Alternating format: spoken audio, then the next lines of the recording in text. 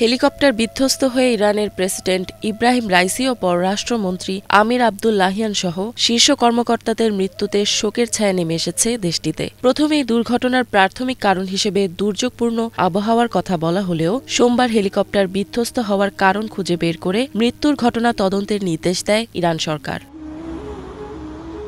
উত্তর পশ্চিম ইরানের পূর্ব আজারবাইজান প্রদেশের পাহাড়ি এলাকা থেকে বিধ্বস্ত হেলিকপ্টারের ধ্বংসাবশেষ খুঁজে পায় দেশটির উদ্ধারকারী দল। পরে প্রেসিডেন্ট রাইসি এবং পররাষ্ট্রমন্ত্রী হোসেন আমির আবদুল্লাহিয়ান সহ সকলেই হেলিকপ্টার দুর্ঘটনায় মারা যান বলে ঘোষণা করা হয়। এই ঘটনায় নিহতদের পরিবারের প্রতি সমবেদনা জানিয়ে 5 দিনের রাষ্ট্রীয় শোক পালন করার ঘোষণা দেয় ইরানের সর্বোচ্চ নেতা আলী খামেনি।